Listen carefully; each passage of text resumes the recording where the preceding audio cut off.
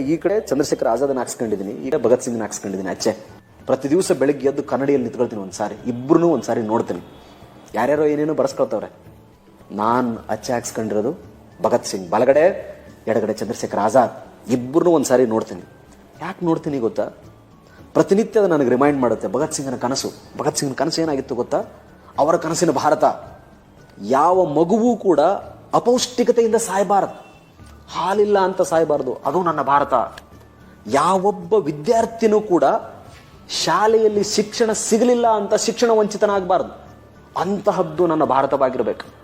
ಶಿಕ್ಷಣ ಪಡೆದ ವ್ಯಕ್ತಿ ಕಚೇರಿಯಿಂದ ಕಚೇರಿಗೆ, ಊರಿನಿಂದ ಊರಿಗೆ, ನಗರದಿಂದ ನಗರಕ್ಕೆ ಉದ್ಯೋಗಕ್ಕಾಗಿ ಅಲೆಯಬಾರದು, ಅದು ನನ್ನ ಭಾರತ. ಯಾವ ವ್ಯಕ್ತಿಯೂ ಕೂಡ ಆತ್ಮಗೌರವಕ್ಕೆ ಧಕ್ಕೆ ಬರುವಂಥ ಅವಸ್ಥೆಯನ್ನು ಎದುರಿಸಬಾರದು. ರೈತನಾಗಿರಲಿ, ಕೃಷಿ ಕಾರ್ಮಿಕನಾಗಿರಲಿ, ಕುಶಲಕರ್ಮಿಕೆ ಆಗಿರಲಿ, ವೈದ್ಯನಾಗಿರಲಿ, ಇನ್ನೊಬ್ಬನಾಗಿರಲಿ, ಅದು ನನ್ನ ಭಾರತ ಅಂತ 80 ವರ್ಷದ ಹಿಂದೆ ನನ್ನ ಭಗತ್ ಸಿಂಗ್ ಹೇಳ್ದ.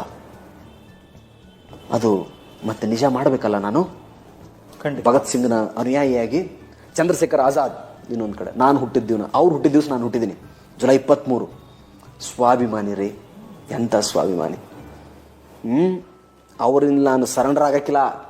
ಅಮ್ಮ ತಾಯಿ ನಿನ್ನ ಸೇವೆ ಮಾಡಲಿಕ್ಕೆ ಇಷ್ಟೇ ಸಾಧ್ಯ ಆಯಿತು ಅಂತ ಹೇಳಿ ಹುತಾತ್ಮನಾದ ವ್ಯಕ್ತಿ. ಎಂಥ ಶಕ್ತಿ, ಎಂಥ ಧೈರ್ಯ, ಅವರಿಬ್ಬರು ರಿಮೈಂಡ್ ಮಾಡ್ತಿರ್ತಾರೆ ನನಗೆ. ಹಾಗೆ ಯುವಕರಾದವರಿಗೆ, ದೇಶ ಕಟ್ಟುವ ಕನಸಿರುವವರು ಇಂತಹ ವ್ಯಕ್ತಿಗಳನ್ನು ಪ್ರತಿನಿತ್ಯ ನೋಡ್ಕೋಬೇಕು.